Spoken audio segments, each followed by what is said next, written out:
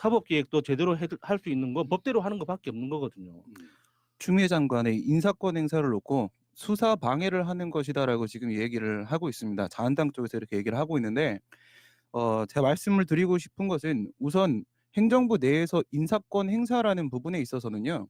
인사위원회를 거치지 않았다라거나 이런 식의 절차적 문제가 있지 않는 이상이야 광범위한 재량권이 인정되기 때문에 그 인사 조치에 따라서 뭐 자신의 어떤 이익이 침해했다라고 주장한 사람이라 하더라도 소청을 심사 청구를 하거나 아니면 소송을 제기하거나 승소할 가능성은 사실상 없다라고 봐야 됩니다.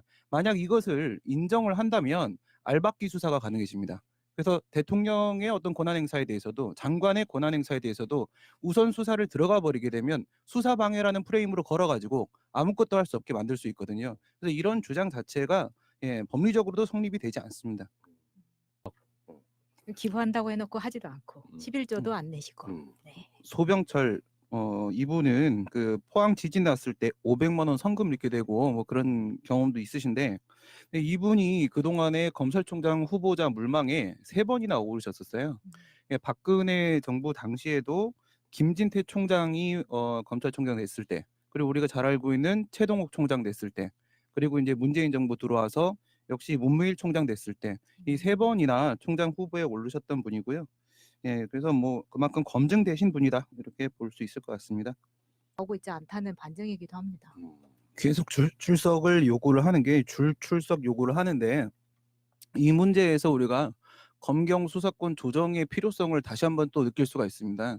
지금 남아있는 부분이 검찰청법 개정 부분하고 형사소송법 개정 부분하고 두 가지가 남아 있습니다.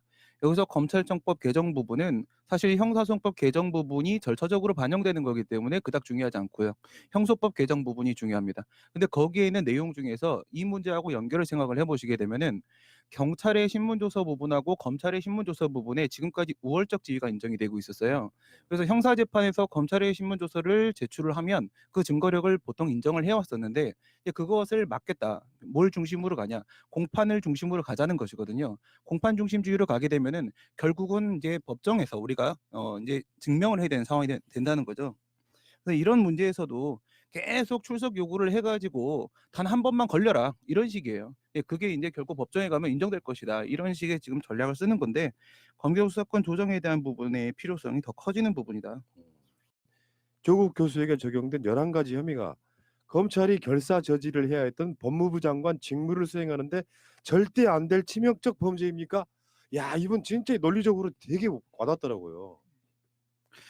이 부분에 대해서 우선은 진중권 씨에 대해서 얘기를 좀 해볼 필요가 있을 것 같고요. 변희재랑 진중권이랑 한번 붙었던 거 다들 잘 알고 계실 건데 변희재가 이번에 무슨 말을 했냐면 진중권이 이제 보수에 신입생으로 들어왔다 지금 이렇게 얘기를 했어요. 신입생이요? 네, 이제 보수로 영입이 된 거다 이렇게 얘기를 하는데 이 부분에 대해서 진중권 씨 스스로 자기가 진보라고 자처하고 있다면 유시민 전 장관한테 작가한테 했던 것처럼 변희재한테 보수로 넘어간 게 아니라고 다시 한번 땡깡을 부려보든지 그것이 아니라면 결국은 유시민처럼 품이 넓은 사람한테나 그렇게 징징거릴 수 있는 사람밖에 안 된다. 어떻게 봐도 안 된다. 이렇게 생각이 드는데 조국 전 장관을 친구라고 하면서 그 대리 시험 부분에 대해서 또 막말을 막 던지지 않습니까? 근데 이 부분은 우선 조국 전 장관에 대한 공소장에서 사모펀드나 이런 부분들은 전부 다 지금 제외가 됐습니다. 증명할 자신이 없다는 거거든요.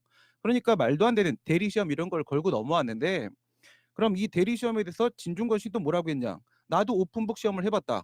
나도 만나봤다. 지금 계속 이런 식으로 얘기를 하고 있습니다.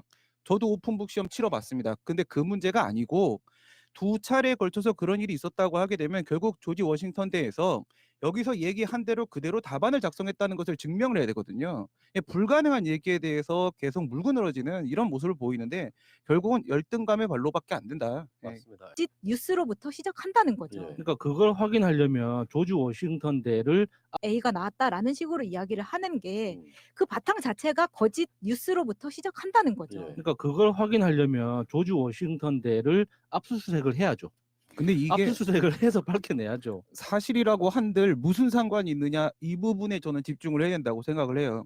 그게 사실이고 잘못된 게 맞고 업무방해라고 치고 그래서 법무부 장관으로서 직무 수행하는데 무슨 문제가 있느냐, 이 부분을 정확하게 이종걸 의원이 짚었다 이렇게 생각을 하고요. 대통령이든 장관이든 결국은 국가라는 하나의 공법상 법인의 팔다리로서 일을 하는 것에 불과한 것입니다. 따라서 그 사람의 도덕성의 문제 물론 중요할 수 있겠죠. 하지만 더욱 중요한 부분은 그 사람의 직무 수행 능력과 준비되어 있는지 여부에 대한 판단이 되는 것이고요. 말도 안 되는 대리 시험이라는 문제를 가지고 걸고 넘어지기에는 이건 너무나 유치하다. 가족이 해체되는 과정은 너무 과하다 이런 거예요. 이게 우리나라 검찰이 지금 수십 년 동안 보여줬던 적폐 중에 여러 가지 중에 하나인 거예요.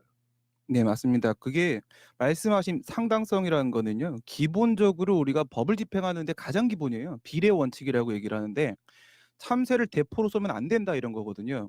이게 적필상 그래가지고 수단의 적합성에 대한 문제, 그다음에 필요성에 대한 문제, 그리고 상당성에 대한 문제를 판단을 합니다. 법을 집행하는 데 있어서 만약에 우리가 시위를 못하게 하려고 야 시위하지 마 그러면서 빵을 막 던진다고 생각해 보세요. 그럼 그걸 먹고 더 열심히 시위를 할 거 아니겠습니까? 그럼 이 목적과 수단 사이에 안 맞는다는 거예요. 이게 수단의 적합성 문제고, 두 번째는 법을 집행하는 데 있어서 그 침해되는 이익을 최소화시켜야 됩니다. 그리고 법익의 균형성인데, 훈아님 말씀하신 대로 정말로 이 부분에 있어서 수사의 필요성에 공익이 있다고 하더라도 그로 인해서 침해되는 조국 장관의 이 이익의 침해가 더 크다고 한다면 그것은 중단해야 되는 것이 맞는 것이고요. 더 중요한 문제는 저는 우리나라 사법부의 판사의 숫자, 법관의 숫자가 전 세계적으로 가장 적습니다.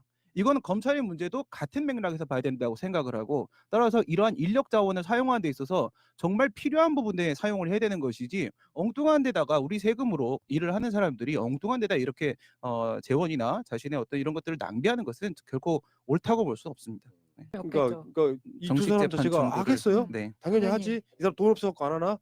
이게 지금 또 뭔가 좀 웃겨. 근데 장제원이 한 말이 더 웃겨요. 여기서 당방침에 따라서 그간 방어권 행사를 못했기 때문에 싸워보는 게 낫다고 판단을 한다.